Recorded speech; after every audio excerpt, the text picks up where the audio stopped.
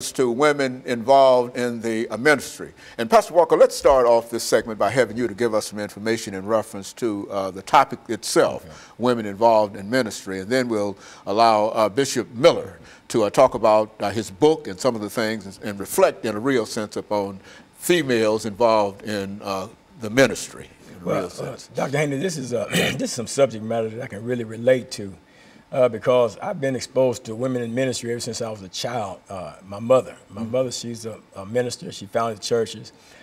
She deceased back in 2014, Bishop Florian Knox. But she founded church. The church still stands in existence right now. My brother pastors the Universal Christian Holiness Church.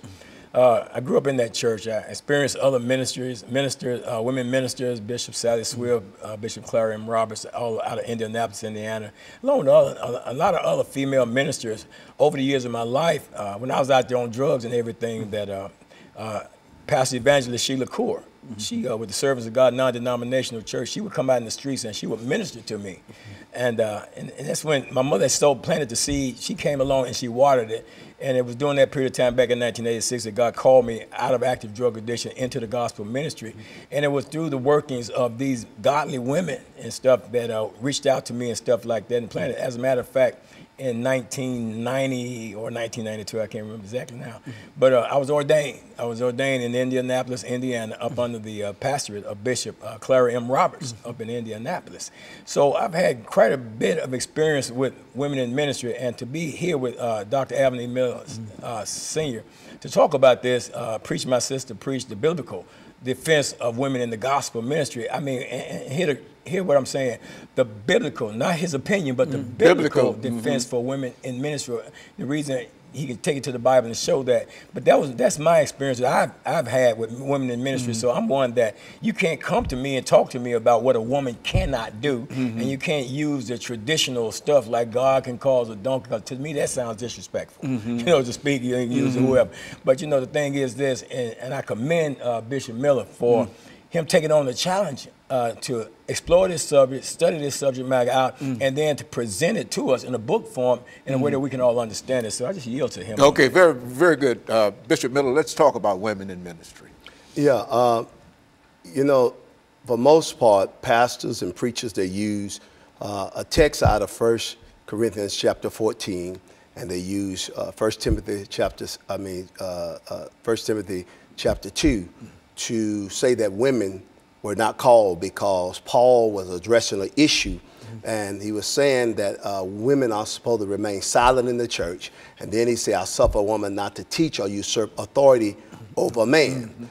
Okay, but at the same time, then 1 Corinthians chapter 11 says, a woman, if a man prays and prophesies with his head covered, he dishonors his head. Then it uses the same terminology that if a woman prays and prophesies with her head uncovered, she dishonors her head. So why would he use, if he didn't want women to preach, why would he use that same illustration? And so I think what was going on, as I share in the Bible, is that there was an issue that was going on in the book of Corinthians and in the congregation that he addressed in the book of Timothy, where he addressed that, because he really didn't mean for women not to preach, because there's too much in the Bible. There's too much illustration that shows, even from the Old Testament. If you would look at 2 Kings and 2 Chronicle, where there was a woman, a prophetess by the name of Huldah, H-U-L-D-A-H, where King Josiah were renovating the temple. And King Josiah, no one could interpret the writings. They ran across the book of the law, and no one could interpret that. And so King Josiah had enough wisdom and say, there's a woman, prophetess by the name of Huldah. Take it to her.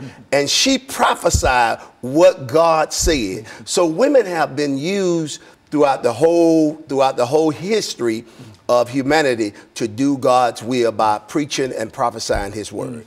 And so there's no justification in a real sense.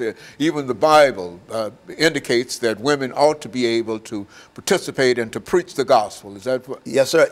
I tell you what, you take Luke chapter 2, when they were preparing Jesus for present Jesus, where he was had to go in for the circumcision.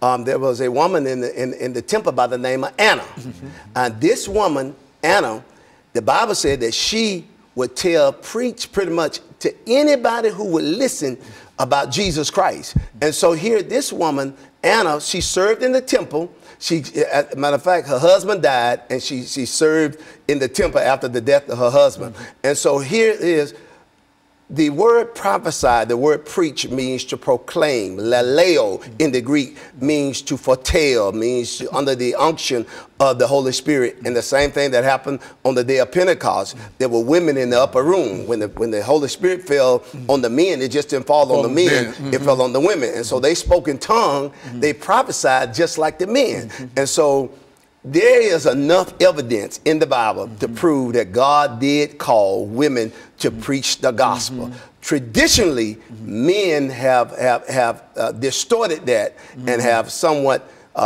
said in many churches that women should not preach the gospel, simply because I think that a lot of men are threatened by the gift that women bring to the table. As a matter of fact, Pastor, you talked about your conversion. I think